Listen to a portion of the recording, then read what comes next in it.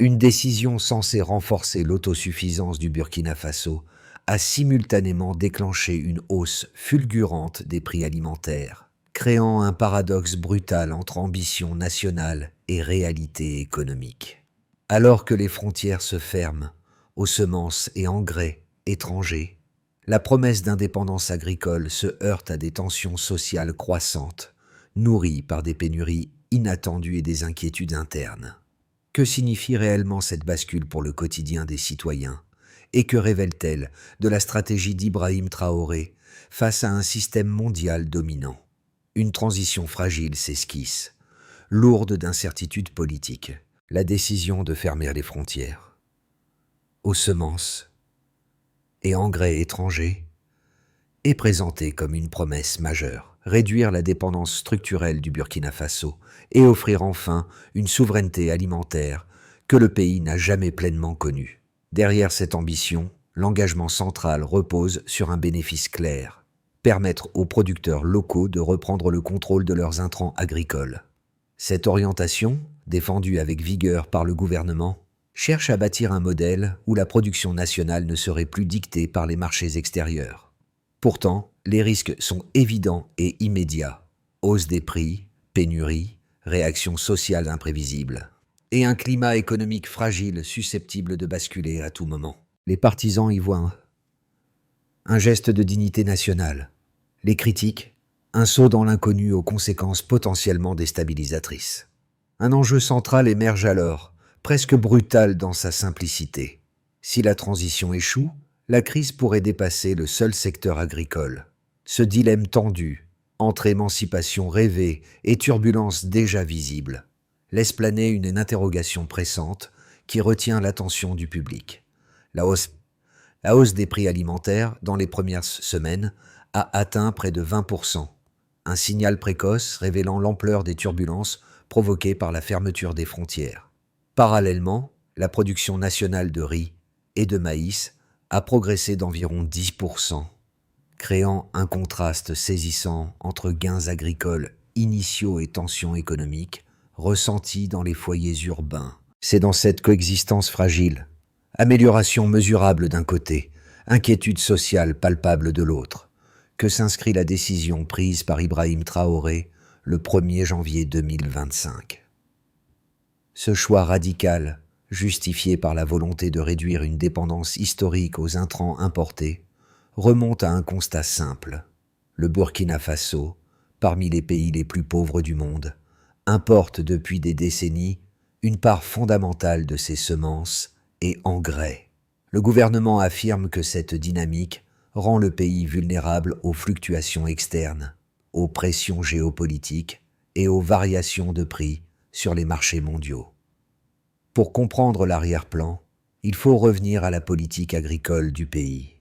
Pendant des années, les agriculteurs ont signalé un coût élevé des intrants importés, freinant leur capacité à stabiliser la production.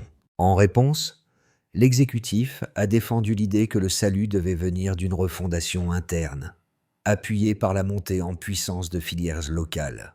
Mais cette restructuration se heurte à des obstacles immédiats: pénurie temporaire de matières premières, inquiétude des petits producteurs et manifestations dans certaines villes.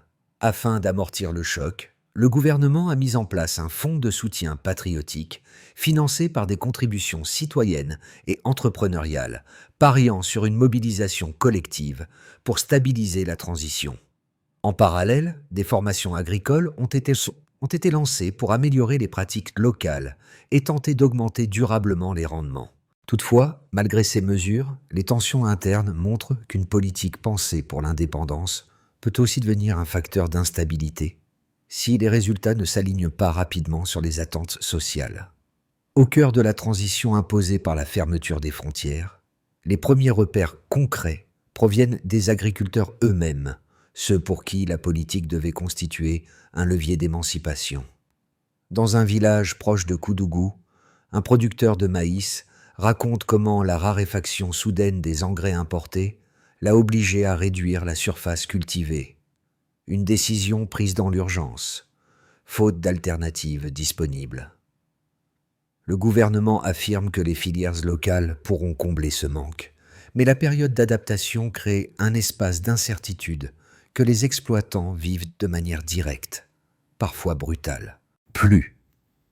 Au nord, un petit groupement d'agriculteurs ayant déjà bénéficié des formations techniques mises en place observe une dynamique différente. Là-haut. La hausse des prix frappe leur pouvoir d'achat, mais la demande en semences locales stimule leur activité. Cette situation paradoxale montre que les effets de la politique ne se déploient pas uniformément, et que la trajectoire de chaque communauté dépend étroitement de l'accès aux outils de transition. Le ministre de l'Agriculture, acteur central dans cette séquence, insiste sur la nécessité d'un changement structurel, décrivant la dépendance passée comme une chaîne invisible, dont il faudrait se libérer pour stabiliser durablement la production nationale. Cette justification s'inscrit dans une vision élargie où l'indépendance agricole devient un pilier de résilience stratégique pour le pays. Mais la question essentielle demeure: les mécanismes d'appui suffisent-ils à soutenir les familles les plus exposées, celles pour qui chaque variation de prix se traduit immédiatement en contraintes quotidiennes? La séquence s'ouvre brutalement le 1er janvier 2025, lorsque la fermeture des frontières aux semences et engrais étrangers est annoncée par Ibrahim Traoré. Le déclencheur est clair: réduire la dépendance du pays et affirmer une souveraineté agricole présentée comme indispensable. Le message est abrupt, presque martial. Les filières d'importation s'arrêtent net. Les distributeurs locaux suspendent les commandes. Les agriculteurs cherchent immédiatement des solutions de remplacement. Mais l'offre interne reste insuffisante pour répondre à la demande. La tension monte. Des marchés urbains répercutent la pression en quelques jours. Les prix augmentent. Les ménages réagissent par des achats anticipés, aggravant la hausse. Les médias locaux relayent l'inquiétude.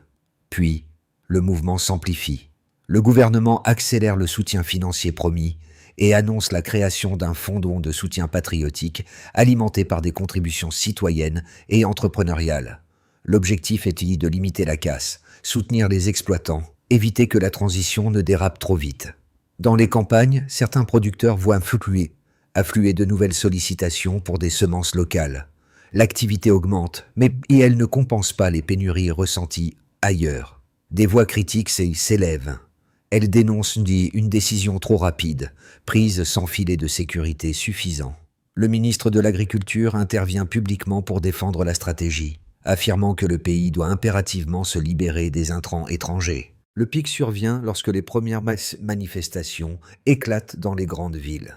Des groupes sociaux protestent contre la hausse des prix alimentaires, devenue un symbole de la fragilité économique du moment.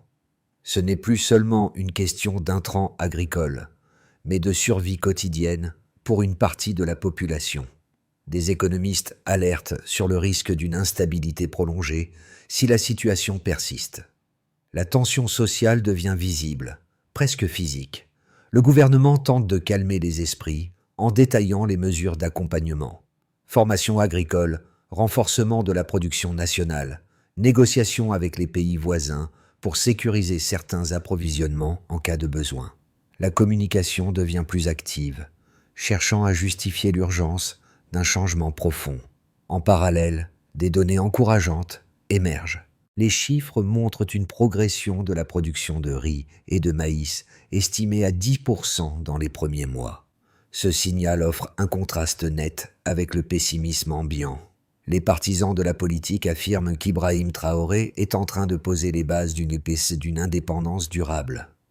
Même si la transition reste douloureuse, ils voient dans ces résultats un argument puissant en faveur d'un modèle agricole repensé. D'autres, plus prudents, rappellent que l'augmentation des prix alimentaires atteint environ 20% dans les zones urbaines, un marqueur alarmant pour les foyers à faible revenu. Les répliques de cette séquence se font sentir dans l'ensemble du pays. Les tensions sociales persistent, même si certains mouvements de protestation commencent à s'atténuer avec l'annonce de nouvelles aides. Les discussions régionales avec le Mali et le Niger s'intensifient. L'hypothèse d'une coopération plus étroite pour stabiliser les flux devient un sujet central. Les observateurs internationaux notent la détermination d'Ibrahim Traoré, mais aussi les risques qu'une telle stratégie fait peser sur la stabilité du Burkina Faso. Entre résilience espérée et fragilité quotidienne, la trajectoire reste incertaine, prise entre aspiration nationale et pression multiples. La transition engagée repose sur un premier constat chiffré clair. Avant la fermeture des frontières, le Burkina Faso dépendait massivement des intrants importés. Après la mesure, la production nationale de riz et de maïs a augmenté d'environ 10%, une progression qui sert désormais de point d'appui aux défenseurs de la politique. Cette évolution constitue le cœur du cadre Baseline Delta, utilisé par le gouvernement pour démontrer que la dynamique interne peut être relancée dès que les filières locales sont stimulées. Cette hausse, modeste mais réelle, illustre une capacité d'adaptation plus rapide que prévu dans certains segments agricoles. Le deuxième indicateur crucial concerne l'impact sur les prix alimentaires. Les produits agricoles ont enregistré une hausse moyenne de 20% dans les zones urbaines, un chiffre qui pèse lourd sur le quotidien des ménages les plus vulnérables. Cette donnée, relayée par le ministère de l'Agriculture, traduit une pression immédiate née du déséquilibre entre l'offre disponible et la demande. Dans un pays où une large part de la population consacre déjà une portion importante de ses revenus à l'alimentation, cette variation agit comme un multiplicateur d'inquiétudes, touchant en priorité les foyers urbains sans accès direct à la production locale. Le troisième élément chiffré concerne la réponse institutionnelle. Le Fonds de soutien patriotique a permis de lever plus de 50 millions de dollars, une somme destinée à financer des infrastructures agricoles, soutenir les producteurs et renforcer la résilience du secteur. Cette collecte, issue de contributions volontaires de citoyens et d'entreprises, sert au gouvernement de preuve que la population et les acteurs économiques peuvent participer activement à la transition. Toutefois, cette ressource financière, bien que significative pour un pays à revenus limités, doit être répartie avec précision pour compenser les faiblesses structurelles révélées par la fermeture des frontières. Ces trois blocs de données, progression de la production, inflation alimentaire, mobilisation financière, dessinent une réalité complexe où les signaux positifs et les tensions coexistent. D'un côté, la hausse de 10% de la production offre un levier narratif important pour les partisans d'Ibrahim Traoré, qui y voient une validation précoce de la stratégie d'autonomisation. De l'autre, la hausse des prix continue de fragiliser les ménages, créant un décalage entre le discours institutionnel et l'expérience quotidienne d'une partie de la population. Ce double mouvement crée un paysage instable, où chaque évolution chiffrée nourrit simultanément l'espoir et la peur. Les chiffres montrent aussi que la transition ne peut être évaluée par un seul indicateur. La progression agricole ne compense pas encore les pénuries ressenties dans certaines régions, tandis que les tensions sociales persistent malgré l'apport du Fonds de soutien patriotique. La pression reste particulièrement forte dans les zones urbaines, où les hausses de prix se traduisent en contraintes immédiates. Cependant, les mesures d'accompagnement, formation agricole, soutien financier, renforcement des filières locales commencent à créer des zones d'ajustement, même fragiles. Ainsi se dessine une équation délicate. La stratégie du gouvernement repose sur la capacité à convertir ces données initiales en trajectoires durables, tout en évitant que l'emballement des prix ne transforme la transition en crise généralisée. Le succès dépendra de la manière dont ces indicateurs évolueront dans les mois à venir et de la cohésion sociale maintenue autour du projet d'indépendance agricole. Les défenseurs de la politique affirment que la fermeture des frontières représente un acte essentiel de souveraineté. Pour eux, en stoppant l'entrée des semences et engrais étrangers, le Burkina Faso se dote enfin d'une stratégie capable de briser une dépendance structurelle vieille de plusieurs décennies. Ils citent l'augmentation de 10% de la production de riz et de maïs durant les premiers mois, comme un signe tangible que l'autonomisation est possible dès que les filières locales sont encouragées. Dans cette logique, le pays suivrait la trajectoire de nations qui ont misé sur le renforcement interne, un parallèle souvent évoqué par les partisans. Et la démarche d'Ibrahim Traoré serait alors une tentative de replacer le pays au centre de son propre modèle agricole. Face à cette vision volontariste, les critiques exposent deux objections structurées. La première porte sur le risque d'instabilité économique. Selon eux, la hausse d'environ 20% des prix alimentaires dans les zones urbaines n'est pas un simple ajustement temporaire, mais un symptôme d'un choc trop brutal pour une économie fragile. Il leur rappelle que les familles à faible revenu ressentent immédiatement les fluctuations du marché et que cette tension pourrait déclencher une crise sociale profonde si elle persiste. La deuxième objection concerne l'infrastructure agricole du pays. Les analystes sceptiques soulignent que les capacités actuelles ne suffisent pas à absorber la transition et que les pénuries d'intrants, déjà visibles, pourraient ralentir durablement la production. Certains évoquent aussi les risques diplomatiques, notamment la détérioration possible des relations avec les partenaires internationaux, critiquant la mesure. Pour répondre à ces critiques, les partisans mettent en avant les efforts institutionnels, notamment le Fonds de soutien patriotique ayant levé plus de 50 millions de dollars. Ils rappellent également que des formations agricoles ont été déployées pour améliorer les pratiques locales et accélérer l'adaptation. Selon cette approche, les tensions actuelles doivent être interprétées comme les effets prévisibles d'une restructuration en profondeur, dont les bénéfices ne peuvent être immédiats. L'enjeu, affirme-t-il, n'est pas seulement économique, mais stratégique.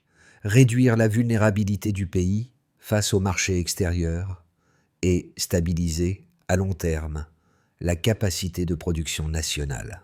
À ce moment-là, on peut observer qu'un basculement silencieux apparaît, comme une transition qui se manifeste progressivement et naturellement. Il se manifeste dans les zones rurales où certains producteurs, mieux formés et soutenus par les mesures gouvernementales, commencent à stabiliser leur activité malgré les tensions persistantes. Cette amélioration inégale crée une fracture nette entre les foyers urbains, frappés par la hausse des prix, et les zones agricoles, qui perçoivent que les premiers bénéfices d'une production localisée. Ce contraste devient le point critique du milieu de parcours. À ce stade, la stratégie portée par Ibrahim Traoré ne se résume plus à une fermeture de frontières. Elle devient un test grandeur nature sur la capacité du pays à se réinventer sans appui extérieur immédiat. Les discussions régionales s'intensifient, avec le Mali et le Niger, montrant que la transition n'est plus seulement nationale, mais qu'elle s'inscrit dans une dynamique plus large du Sahel. Pourtant, l'équilibre reste fragile. Les manifestations diminuent, mais les inquiétudes demeurent, nourries par l'incertitude sur la vitesse d'adaptation des filières locales. Le Midpoint met ainsi en lumière une réalité double. Un modèle en gestation, encore instable, mais capable de révéler de premières pistes d'autonomie. À partir d'ici, chaque évolution, même minime, peut réorienter l'ensemble du processus. Les premiers effets concrets de la politique se font sentir dans la vie quotidienne, des citoyens, révélant une réalité contrastée selon les groupes sociaux. Pour les ménages urbains, la hausse d'environ 20% des prix alimentaires devient un marqueur immédiat de fragilité. Les familles à faible revenu, déjà vulnérables, réduisent la diversité de leurs achats et réorganisent leurs dépenses mensuelles pour absorber les variations du marché. Cette pression constante nourrit une inquiétude diffuse. La politique d'autosuffisance, pensée pour garantir l'avenir, semble pour l'instant peser lourdement sur le présent. Les manifestations observées dans les grandes villes trouvent ici leur source, dans cette tension entre espoir annoncé et difficultés concrètes. Du côté des petites entreprises locales, les effets se sont ambivalents. Les commerçants spécialisés dans la distribution d'intrants importés subissent immédiatement l'arrêt des flux. Certains doivent réviser leur modèle économique ou réduire leur activité. En revanche, D'autres acteurs découvrent de nouvelles opportunités. La demande en semences locales augmente, entraînant une activité plus soutenue pour les petites unités de transformation ou les coopératives ayant déjà initié une production intérieure. Ce déplacement de dynamique reflète une mutation économique en cours, où certains secteurs se contractent tandis que d'autres, plus alignés avec la stratégie nationale, se renforcent progressivement. Cependant, ce mouvement reste fragile et dépend de la capacité des filières locales à maintenir leur cadence malgré les tensions générales. Pour les agriculteurs, les conséquences demeurent parmi les plus visibles. Ceux qui avaient un accès plus stable aux intrants importés rencontrent désormais des obstacles qui les obligent à réduire leur production ou à rechercher des alternatives parfois limitées. Cette transition forcée crée des déséquilibres, notamment pour les exploitants isolés. En parallèle, les formations mises en place par le gouvernement et la montée en puissance progressive de certaines filières locales permettent à d'autres communautés de commencer à profiter de la situation. Le contraste est frappant. Entre risque de contraction et opportunité de croissance, chaque territoire vit une trajectoire différente. Les partisans d'Ibrahim Traoré y voient la preuve qu'un modèle plus autonome peut émerger, même si la transition reste douloureuse. Les sceptiques soulignent plutôt l'inégalité d'adaptation entre les régions. Enfin, au niveau régional, les répercussions sur les voisins du Sahel deviennent un enjeu stratégique. Le Burkina Faso, engagé dans cette refonte agricole, intensifie le dialogue avec le Mali et le Niger pour sécuriser certains flux ou anticiper d'éventuels manques. Cette dynamique crée une zone d'attention accrue. Si la transition réussit, elle pourrait inspirer des politiques similaires ailleurs et renforcer le rôle du Burkina Faso dans les discussions régionales. Si elle échoue, elle pourrait isoler davantage le pays et compliquer ses relations économiques. Les observateurs notent que la détermination d'Ibrahim Traoré transforme l'initiative en un test géopolitique discret, où les choix internes résonnent au-delà des frontières. Dans ces 4 sphères, vie quotidienne, activité économique, production agricole, position régionale, les effets de la politique apparaissent à la fois tangibles et instables. Ils révèlent un pays engagé dans une transformation profonde, mais qui avance dans une zone d'incertitude où chaque progrès s'accompagne d'une nouvelle tension. Dans les mois à venir, 3 trajectoires plausibles se dessinent pour le Burkina Faso, chacune reflétant un équilibre différent entre adaptation interne, tension sociale et capacité institutionnelle à consolider la transition. Ces scénarios ne reposent pas sur des certitudes, mais sur les tendances observables depuis l'entrée en vigueur de la fermeture des frontières, ainsi que sur la manière dont les mesures d'accompagnement seront déployées. Ils fonctionnent comme des lignes de force permettant d'évaluer la portée réelle de la stratégie initiée par le gouvernement. Si la production nationale poursuit la progression amorcée, notamment l'augmentation d'environ 10% observée dans les premiers mois, alors les pénuries ponctuelles pourraient s'atténuer progressivement. Dans ce cas, les ménages urbains continueraient cependant à subir des prix élevés, conséquence de la hausse d'environ 20% relevée au début de la transition. Le pays évoluerait ainsi dans une zone d'équilibre fragile. Les résultats agricoles offriraient un soutien minimal, mais la pression sociale resterait palpable. Les formations agricoles et le fonds de soutien patriotique contribueraient à limiter les frictions sans les éliminer totalement. Si les filières locales parviennent à amplifier leur production, et si les infrastructures financées par le fonds de soutien patriotique se déploient rapidement, alors la dynamique pourrait s'inverser plus tôt que prévu. Les agriculteurs se stabiliseraient de leur capacité. Certaines coopératives gagneraient en influence et les prix alimentaires commenceraient à se normaliser. Dans cette perspective, le dialogue régional avec le Mali et le Niger renforcerait la résilience du pays. La stratégie engagée deviendrait alors un exemple potentiel de souveraineté maîtrisée dans le Sahel, renforçant l'élan politique autour d'une haute autonomie agricole durable. Si les tensions internes persistent, et si les filières locales ne parviennent pas à compenser les intrants précédemment importés, alors la situation pourrait dériver vers une crise sociale plus profonde. Une nouvelle hausseuse des prix renforcerait la vulnérabilité des ménages et les protestations pourraient reprendre. Dans cette hypothèse, les partenaires internationaux, déjà critiques, accentueraient leur pression, ce qui isolerait davantage le pays. La stratégie deviendrait alors un fardeau difficile à soutenir, laissant le Burkina Faso dépendre d'un soutien extérieur non choisi. Entre ces trois voies, l'issue dépendra de la capacité à orchestrer la transition sans laisser les écarts internes s'amplifier. Chaque scénario ouvre une fenêtre d'observation privilégiée sur les leviers réels dont dispose le pays. Pour une partie de la population, les changements en cours rappellent combien la question de la souveraineté alimentaire dépasse largement les chiffres et les discours institutionnels. Elle touche à des réalités auxquelles chacun peut être confronté. Le prix des denrées, la disponibilité des produits essentiels, la stabilité du foyer. Dans un contexte où les variations du marché influencent directement le quotidien, la transition engagée par le Burkina Faso révèle une tension intime entre aspirations collectives et efforts individuels.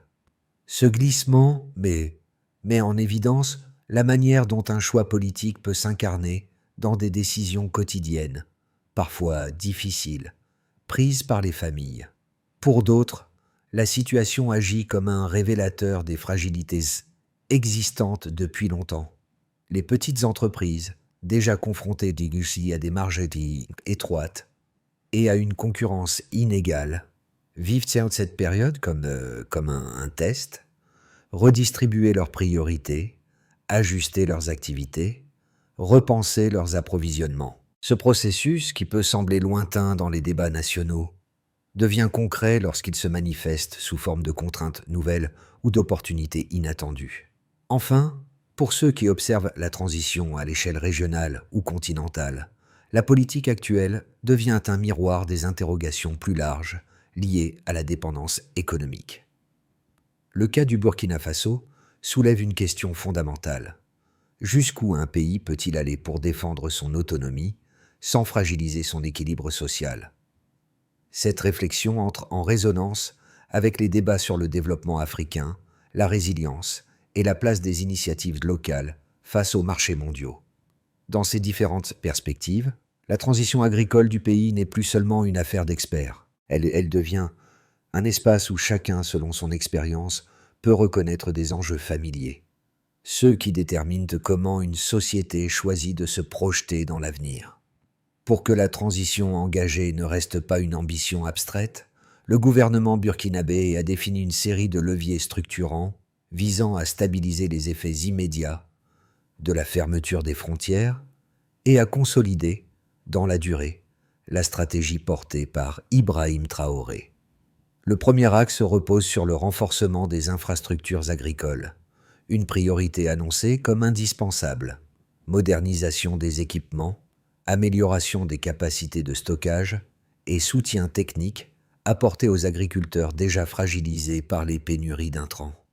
L'objectif est de créer une base matérielle suffisamment solide pour absorber les variations soudaines de production. Le deuxième axe concerne la diversification des partenariats économiques régionaux.